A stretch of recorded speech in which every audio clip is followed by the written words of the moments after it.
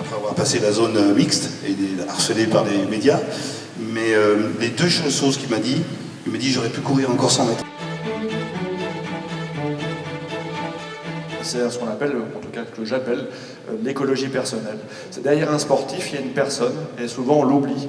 Et que pour porter le sportif et les exploits sportifs, il faut une personne qui soit en stabilité, et on verra comment travailler cette stabilité-là en quelques mots. On se trouve à Aix-les-Bains pour une conférence sur la santé mentale des sportifs dans la semaine nationale de la santé mentale qui fête son 30e anniversaire. Et la mairie d'Aix-les-Bains et son maire a voulu faire une journée spécifique sur les sportifs, puisque la santé mentale habituellement est plus dans le collectif, dans la mémoire collective, attachée aux personnes âgées.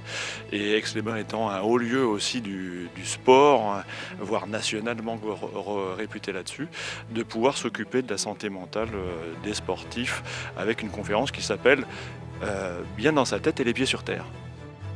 C'est un sujet qui est d'actualité, qui a souvent été sous-estimé dans la préparation du sportif.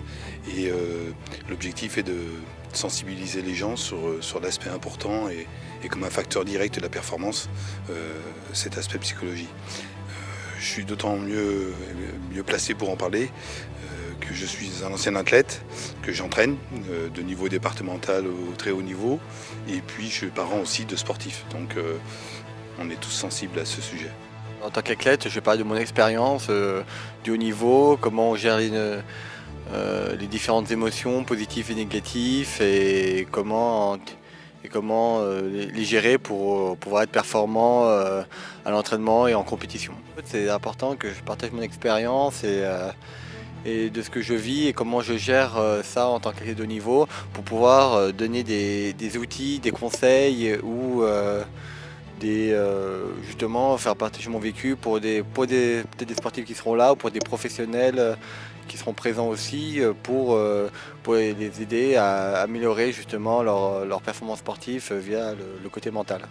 On va parler de 3 piliers. La première, c'est de travailler son écologie personnelle, ses piliers de vie, personnel, couple, famille, projet professionnel et social, pour pouvoir être posé et nous amener à réussir même si on ne réussit pas d'un point de vue sportif. C'est réussir sa vie en tant qu'homme ou femme avant tout, et puis après réussir en tant que sportif.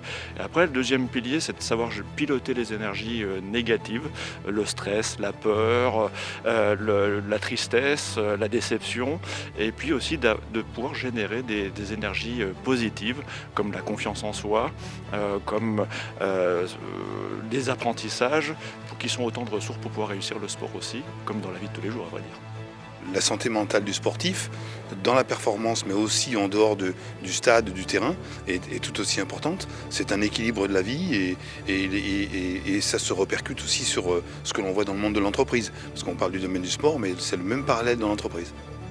Je crois que le mot que je pourrais rajouter, je le dirais de Nelson Mandela, c'est dans la santé mentale, dans la préparation mentale. Mandela disait soit je gagne, soit j'apprends. Et vraiment dans ce métier-là, c'est ça, c'est un apprentissage constant, puisque c'est du sur-mesure pour apprendre sur soi, pour être bien dans sa peau et bien dans ses baskets, et les pieds sur terre.